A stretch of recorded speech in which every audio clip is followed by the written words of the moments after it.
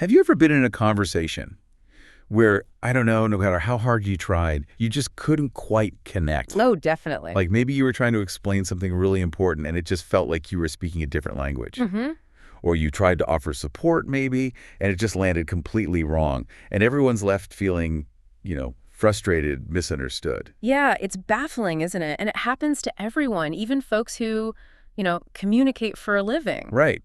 But what if I told you there are these people, let's call them supercommunicators, who just effortlessly make you feel smarter, funnier, more interesting, even if you have basically nothing in common? Yeah, those people who just seem to get it. Everyone loves talking to them. Exactly. And it really is frustrating when communication breaks down, that feeling. That's precisely what Charles Duhigg's recent work really digs into. And our mission with this deep dive, really, is to give you a kind of shortcut. A shortcut to what, exactly? To being truly well-informed about these secrets of connection. Helping you maybe hear things a bit more clearly and, speak more engagingly yourself. Okay, I like the sound of that. And the core idea we're going to explore is, it's pretty profound, that many discussions aren't just one conversation. Right. There are often 3 different kinds of conversations. Right. So it's happening all at once. 3. Okay. And each one has its own logic, its own mindset, really, and it needs its own set of skills. So if we're not having the same kind of conversation as the person we're talking to at the same moment, we're just not going to connect. Pretty much. It's like trying to play chess when the other person thinks you're playing checkers. It just doesn't work. Okay, so how do we actually, start peeling back these layers? Yeah. Let's jump into the first one, the first of these 3 conversations. Right. The what's this really about conversation. Nah, what's this really about? Okay. Yeah. It often happens right at the start of a dialogue, maybe, or when we're trying to figure out a plan together. And it has 2 main goals. Basically, yes. First, it's about figuring out what topics everyone actually wants to discuss. What does everyone need from this chat? Okay, the needs. And second, it's about figuring out how the discussion itself will unfold, like the unspoken rules, how we'll make decisions, that sort of thing. Huh. Unspoken rules. Yeah. And what's fascinating is that it's often a quiet negotiation. You're not usually sitting down and saying, okay, rule number 1 for this chat is... Right. That would be weird. Exactly. It happens more subconsciously through subtle cues, tone of voice, body language, maybe even little asides we make. So it's like we're creating this invisible contract. That's a great way to put it. Yeah, setting the stage for everything that follows. And without that unspoken agreement on what we're really here for and how we'll talk about it, well, conversations can feel totally directionless, frustrating. Okay, I think I get it. Yeah. But do you have an example of this quiet negotiation in action? Absolutely. Picture this, a courtroom. There's a man, Leroy Reed. He has some mental disabilities, and he's facing potentially a decade in prison for buying a gun. But here's the thing. He bought it for a private detective correspondence course. Oh, wow. And he never even took it out of the box. The judge gives the jury really clear instructions, focusing on just 3 factual questions. Was Reed a felon? Did he acquire a gun? Did he know he acquired it? Simple, right? Seems straightforward, yeah. Facts. But the jury's initial split, it showed something deeper was going on. 3 wanted to convict, 2 wanted to acquit, and 7, they were undecided. So a real mix. Yeah. And based on studies of how juries usually work, things didn't look good for Reed. He was probably heading to prison. But there was this one juror, John Bowley. Ah, our supercommunicator. You got it. He seemed to instinctively understand this whole quiet negotiation thing. So what did he do? Did he argue harder? No, not really. Instead of just pushing his own view, he started asking these seemingly innocent, almost casual questions. Things like, what do you folks think about handguns generally? Or what did you think when Leroy got all flummoxed on the stand? Or even, what is justice really? Those aren't just factual questions. Exactly. He wasn't just making small talk. He was actively cataloging what each juror really wanted to talk about underneath. Maybe some wanted to discuss morality, others personal autonomy. Maybe some were just bored and wanted it over with. So he was mapping the conversation's hidden landscape. That's it. Figuring out what everyone truly wanted to discuss beyond just the judge's instructions. That quiet negotiation, that's often the real starting point for connection. Okay, so Bowley's mapping things out. What does that tell us? Well, it brings us to this really crucial distinction that Bowley seemed to grasp. The difference between the logic of costs and benefits and the logic of similarities. Okay, 2 types of logic. Break that down. Sure. The logic of costs and benefits. That's your rational analytical side. It's focused on facts, data, problem solving. Think of it as like pure headspace thinking. Got it, like making a pro-con list. Exactly. Then there's the logic of similarities. This one's more empathetic, driven by stories, narratives. It's about shared experiences, values, asking, what would someone like me feel or do in this situation? Okay, head versus heart, almost. Sort of, yeah. Or maybe head versus shared experience. And we see these play out really clearly with a couple of examples. Think about Carl, the fireman in that jury, or Dr. Ide. Ah, yes, Dr. Ide, the prostate cancer expert. You mentioned him. He was the one giving patients tons of data, right? Right. He initially assumed his patients only wanted that analytical approach, the logic of costs and benefits. Survival rates, side effects, pure data. But that wasn't working. No, his patients kept coming back to things like the small percentage failure rate or telling stories about friends who'd had surgery. They weren't necessarily rejecting his facts. They were operating differently. Exactly. They were subconsciously using that logic of similarities. They were grappling with big stuff, mortality, fear, and looking for emotional reassurance, not just stats. So what changed? Well, a professor from Harvard Business School, Deepak Malhotra, gave him some advice. He said, ask more open-ended questions about their values. Things like, what does this diagnosis actually mean to you? Getting beyond the data. Right. And that's when they truly connected. What Dr. Ade learned, and what's key for all of us, is that people often aren't rejecting your facts.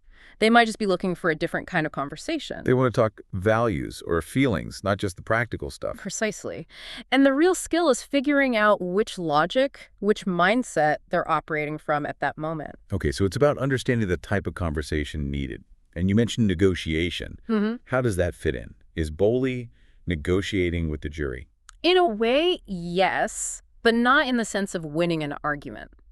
This links to the idea of negotiation as expanding the pie from the Harvard negotiation project. Expanding the pie, meaning? Meaning it's not a battle over a fixed resource. It's more like an act of creativity. You're trying to convince the other side to collaborate with you, to find new solutions, maybe ones nobody even thought of initially. So it's less about winning, more about creative problem solving together. That sounds, well, a lot easier said than done in a heated situation. Oh, absolutely. But look at Bowley in that jury room.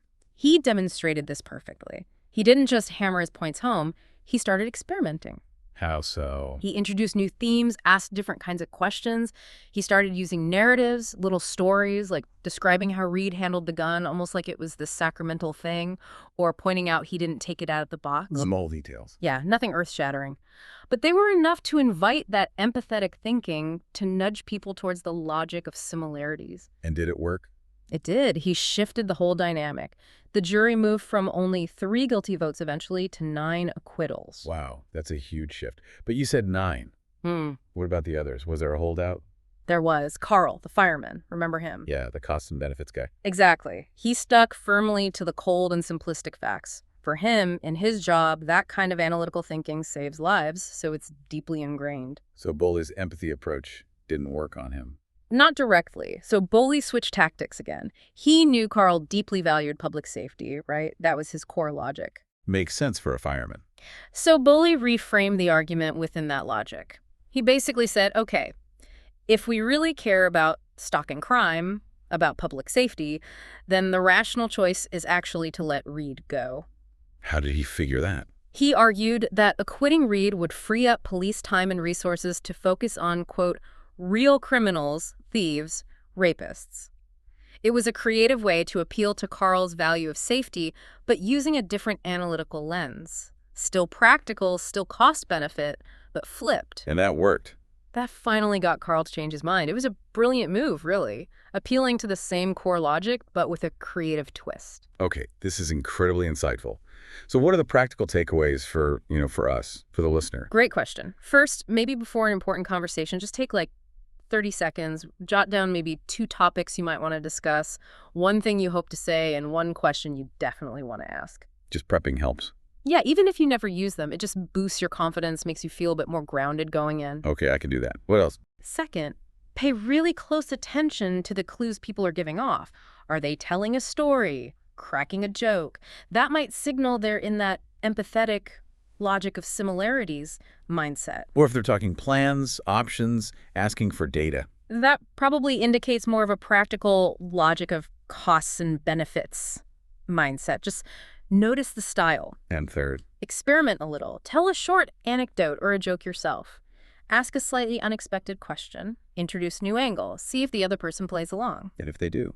They're signaling. They're showing you how they want to make decisions together, what kind of interaction feels right to them. You already have these instincts. We all do. It's mostly about noticing and, consciously cultivating them. Right, bringing them to the surface. Okay, that makes a lot of sense for the what's this really about conversation. But you said there are 3. Indeed. And what I found really fascinating when looking at this research is how beautifully it flows into the next layer. No. Emotional connection. Ah, the feelings. Yeah. This is the how do we feel conversation. Okay. Exactly. Because every discussion, no matter how practical or logical the topic seems, is shaped by emotions. Always. Even a budget meeting. Especially a budget meeting. And when we actually share our feelings, or at least acknowledge them, and ask others to share theirs, something amazing happens. We begin to align. Our brains can actually start to synchronize on an emotional level. Whoa, okay. Brain synchronization. Tell me more. Yeah, it's wild, but think about Mitch Epley. He was this defiant teenager, got into trouble with drunk driving, ignored his parents, police, everyone. Sounds tough. Yeah, but Oh. then he met this counselor who didn't lecture him at all. Instead, she asked him questions. What kind of questions? Things like, why were you drinking? Not judgmentally, just curious. Or, how would you have reacted if your car had actually hit someone? Oof. Powerful questions. Right. They weren't directly asking, how do you feel? But they pushed Epley right up against his own values, his fears. They naturally elicited these really strong emotional responses, and that's what ultimately helped him change. And this connects to perspective. Yes, Epley talks about this idea of perspective getting, which is subtly different from perspective taking. How so? Well, perspective taking is when we try to imagine someone else's viewpoint, which is good, but perspective getting is when we actively ask people to map out their inner world for us. So asking them to describe their own lives, values, beliefs. Exactly. Instead of just assuming we know, that's where the real magic of understanding often begins. And honestly, it's surprisingly rare how often we actually do that. It's a great point. We assume a lot. We do. And a really powerful example of structured perspective getting is this study by Elaine and Arthur Aron. It's called the Fast Friends procedure. Fast friends. Okay, intriguing. They basically paired up strangers and had them ask each other a set of 36 questions. And these questions got progressively more personal. 36 questions, like what? Well, they ranged from fairly light things like, when did you last sing to yourself, to much deeper ones like, if you were to die this evening, what would you most regret not having told someone? Wow, okay, that's intense. Especially with a stranger. Totally intense, you can imagine, right? But the results were honestly astonishing. Wow. Weeks later, over half, 57%, had sought out their partner again. More than a third socialized together, and one pair even got married. No way. Just from asking these questions. Yeah, and the power seems to lie in vulnerability and reciprocity. Asking and answering these deep questions pushes people to reveal vulnerabilities. Which builds trust. It builds trust, and it invites something called emotional contagion. That's the phenomenon where our feelings literally start to rub off on each other. Our brains actually start to sync up emotionally. Emotional contagion, I like that term. And the other key is reciprocity. It's not just about mirroring someone's feelings, or worse, hijacking the conversation with your own problems. It's about being genuinely responsive to what the other person is sharing, showing real empathy. So it's a two-way street of vulnerability and responsiveness. Exactly. And we see this principle even in really high-stakes situations, like with Dr. Terrence McGuire at NASA. NASA. How does this apply to astronauts? Well, McGuire was the lead psychiatrist screening astronaut candidates, especially for those really long missions where emotional compatibility is crucial. Right, you don't want conflict in a tiny spaceship. Precisely. And McGuire noticed something interesting. The candidates who did best, the ones who seemed most emotionally intelligent, spontaneously started to match his mood and energy during the interviews. How so? Like mimicking him? Not quite mimicking, it was more subtle. Like the intensity of their laughter might match his or their vocal inflections, the rhythm of their speech. He felt it wasn't manipulation, but more like a genuine, almost unconscious desire to connect. He could perceive it even without words. That's incredible. So much communication happens beneath the surface. It really does. It makes me think of the writers of The Big Bang Theory, Chuck Lorre and Bill Prady. Oh, yeah. Love that show. Or used to. Right. Well, apparently they really struggled initially to write compelling scripts because their main characters, Sheldon and Leonard, were brilliant, but let's face it, pretty emotionally incompetent. And sitcoms rely heavily on the audience understanding or at least sensing the characters' feelings. It's hard to connect if you don't know what they're feeling. So how do they solve it? In the rewritten pilot episode, there's that scene where Sheldon and Leonard first meet Penny. And the actors apparently imbued each single hi they exchanged with just tons of emotional energy. Just the word hi? Yeah. But filled with, like, confusion, uncertainty, maybe a little eagerness. It wasn't what they said, but how they said it. The actors aligned their energy, their moods, even in that tiny exchange. And that let the audience in. Exactly. Let the audience intuit how desperately these socially awkward guys actually wanted to bond, even though they were terrible at expressing it conventionally. It showed that even if the words fail, if that genuine desire to connect is there, that emotional energy can bridge the gap. Okay, so this emotional layer is huge. How can we, apply this more consciously? What are the actions for us? Right. So first, in your everyday conversations, try asking questions that gently push people towards thinking and talking about their values, their beliefs, their experiences. Go beyond just the surface facts. Like the counselor did with Mitch Epley. Exactly. And second, ask lots of follow-up questions. It's such a simple thing, but it powerfully signals, I'm listening, I'm interested, I want to know more. And it makes that reciprocity we talked about much easier. Good point. Follow-ups show you care. Definitely. Third, try to match or at least consciously acknowledge the other person's mood and energy level. Even if you don't feel the exact same emotion, just showing you recognize and respect their emotional state is a huge act of generosity. It shows you're trying to understand their inner world. That makes sense. It validates their feelings. Precisely. And one last thing, specifically for online communication. Yeah. Email, texts, Yeah. social media. That's tricky territory. It is, because you lose all those nonverbal cues, right? So the advice here is to consciously overemphasize politeness. Be extra careful to avoid anything that sounds like public shaming or blaming, and just be more thoughtful, maybe more edited, in your responses than you might be face-to-face. So a little extra care online goes a long way. It yields outsized rewards, definitely, because the potential for misunderstanding is so much higher. Okay, great tips. So we've covered what's this really about and how do we feel. What's the third conversation? This is the who are we conversation. And it's maybe the most challenging, but also, I think, potentially the most rewarding. Who are we? Okay. What does that encompass? This is where we bring our social identities into the mix. Our histories, our backgrounds, the communities we belong to, our allegiances, our deeply held beliefs about who we are in the world. So things like race, religion, politics, profession. All of that, yes. These identities shape how we see ourselves and also how we perceive society seeing us. And trying to connect across these identity lines, especially when there are differences or potential conflicts, well, that requires a really different kind of approach. Why is this one so critical? Because our social identities often operate below the surface, don't they? They quietly influence our perceptions, our interactions, sometimes in ways we don't even realize. They can be sources of pride, connection, but also, let's be honest, sources of division and prejudice. That evolutionary instinct, maybe, trusting us and distrusting them. Yeah, there's likely an element of that, and it makes these conversations particularly tricky. Okay, let's get concrete again. Example time. Sure. Think about Dr. Jay Rosenblum. He's a pediatrician. Initially, he really struggled to persuade parents who were hesitant about vaccines. Oh, no. A very common, very difficult conversation. Absolutely. And he realized, despite throwing tons of data at them, their resistance wasn't really about the facts or the science. It was stemming from their social identities. Like what kind of identities? Maybe identifying as skeptical of the medical establishment or someone who doesn't like the government telling me what to do. But he also had a realization about himself. What was that? He realized that he, as the doctor in the white coat, was also stuck in a stereotype. He wasn't just Jay Rosenblum, he was representing the medical authority they were resisting. Huh. So both sides were kind of locked into identity roles. Exactly. And this brings up a really important concept. Stereotype threat. Stereotype threat. What is that? It's based on research by Claude Steele.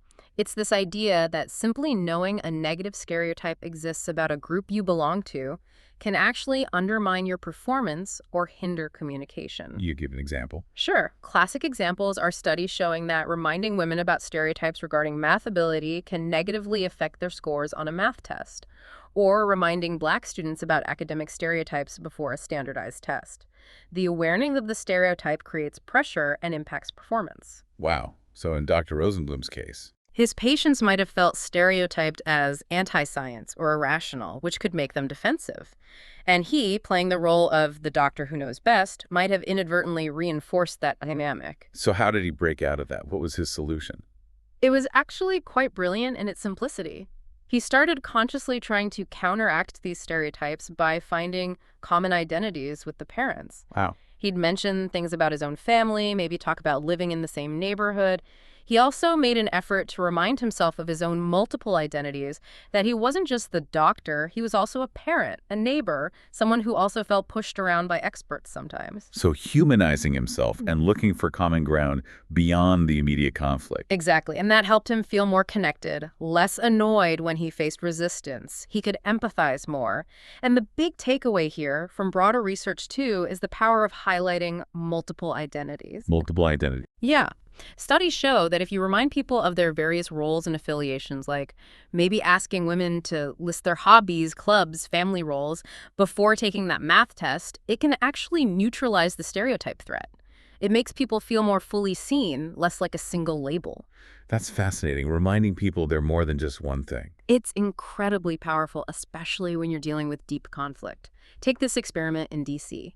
They brought together gun control activists like Melanie Jeffcoat, whose activism was driven by school shootings, and gun rights advocates like John Godfrey, a former cop who owns many guns. Wow, talk about opposing viewpoints. How did that go? Well, the goal wasn't debate, it was civil conversation, and they used a specific technique called looping for understanding. Looping for understanding. Okay, what's that involve?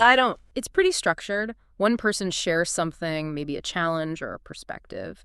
The listeners then ask only clarifying questions, no arguments, no rebuttals. Then a listener tries to summarize what they heard, really trying to capture the essence and the feeling, and crucially, they end by asking, did I get that right? So it forces active listening and checking for accuracy. Precisely. And the impact can be profound. In that group, David Preston, a gun rights advocate, shared a really personal, traumatic story about his mother's suicide. Oh, wow. And a liberal gun control activist listened, asked questions, and then looped. She summarized his pain, saying something like, what I hear you saying is that you felt a lot of pain for most of your life, and it's been hard for you to express that pain, and that has made you push people away. How did he react? He confirmed she got it right. And apparently, it was this incredibly powerful moment of connection in the room. It didn't erase their differences on gun policy, but it bridged the divide by getting to the deeper human, emotional issues underneath. So looping helped them see the person behind the position. Exactly. Jeffcoat, the activist, said later she began to understand how, for some people, a gun wasn't just a weapon. It represented maybe peace of mind or a sense of belonging, things she hadn't considered. That's powerful. Any other examples of bridging identity divides? Yeah, another really striking one comes from Salma Musa's work in Karakosh, Iraq, after ISIS had been driven out. Okay. The city's Christians and Muslims were deeply divided, really mistrustful, didn't interact much at all after the trauma they'd endured. Understandable, I suppose. Very. So Musa set up an experiment, a new soccer league. But here was the key. The teams had to be mixed, Christians and Muslims together. And there were rules to ensure everyone got equal playing time. Forced integration through sport. Kind of, yeah. And what happened? On the soccer field, playing together, needing to cooperate to win, the identity of soccer teammates started to become more important, more salient than their religious identities, at least in that context. They bonded over the shared goal. They did. And Mousa found it significantly lessened prejudices. Players formed real friendships, started socializing off the field, making that shared positive identity more prominent, helped overcome the historical division. Okay, these are amazing examples, but these who are we conversations, these identity conversations, they still feel really risky, really hard to navigate safely. How do we do that? That's the million-dollar question, isn't it? And interestingly, Netflix actually provides a useful case study here. Netflix. How so? Well, they have this strong culture of radical candor where, quote, silent disagreement is unacceptable. You had to speak up. Sounds intense. It was, but it started becoming really problematic when the topics got sensitive, like race. People felt put on the spot, maybe felt their identity was threatened. Things got especially difficult after a senior executive used a racial slur in a meeting. Oof. Yeah, that would definitely create problems. Big time. So, under their head of inclusion, Verna Myers, Netflix had to figure out how to have these necessary hard conversations more safely. They introduced guidelines. Not rules. Apparently, rules were sort of forbidden at Netflix culture-wise, so guidelines. Yeah. And they emphasized things like no blaming, shaming, or attacking. Ask questions in good faith, assuming positive intent. Focus on your own self-control. Use less polarizing language. Basically, create psychological safety. Making it okay to be vulnerable or uncertain. Exactly. And they put this into practice. There's an example of a workshop run by Wade Davis. He's a gay, black, former NFL player who does diversity training. He was working with Netflix executives on hiring practices. Okay. And through the discussion, using these safer guidelines, one designer had this aha moment. He realized his personal bar for what made a good Netflix hire was unconsciously based on his own privileged background. It was a moment of seeing his own bias, his own identity's influence, without feeling attacked. That's the goal, right? Yeah. Insight without defensiveness. Precisely. And another quick example, Dr. Rima Chami, a COVID vaccine researcher, she used a technique called motivational interviewing with a patient who was deeply religious and very vaccine resistant. How did she approach that? She didn't argue. First, she acknowledged his faith respectfully. I hear you saying God will take care of me. Then she found a shared identity. They both cared deeply about protecting grandchildren. She linked his faith to that shared value. Then she gently connected it back to science, saying something like, perhaps God gave us these brilliant minds and the ability to make vaccines as a way to help us care for those we love. Connecting his existing identity and values to the action she hoped he'd take. Exactly. And guess what?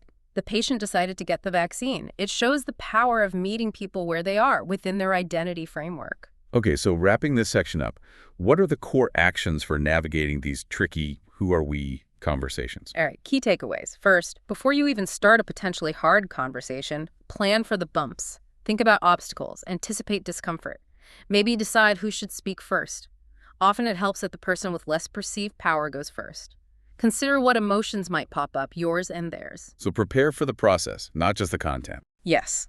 Second, actively work to draw out multiple identities. Ask about people's backgrounds, their communities, their allegiances. And importantly, share your own multiple identities in return. Remind yourself and others that nobody is just one thing. We're all complex. Right, we contain multitudes. We do. Third, consciously work to ensure equal footing in the conversation. Avoid things like giving unsolicited advice or trumpeting your own status or expertise. Make an effort to encourage everyone to speak, especially those who might be quieter. Level the playing field. Yeah. Fourth, if possible, establish some clear guidelines beforehand, like Netflix did. Focus on creating a sense of belonging for everyone involved. No blaming, no shaming. Encourage good faith questions. Set the stage for safety. Exactly. And finally, acknowledge that discomfort is okay. It's natural in these deep identity conversations. It might even be useful. Sometimes feeling uncomfortable is a sign that we're actually stretching ourselves, learning something new, engaging with something meaningful. Don't run from it immediately. Okay, that's a really helpful framework. So just to recap this whole deep dive, we've explored these three fundamental types of conversations that are often happening all at once. Right. The practical, what's this really about? Conversation. Focused on goals and process. Then the emotional, how do we feel?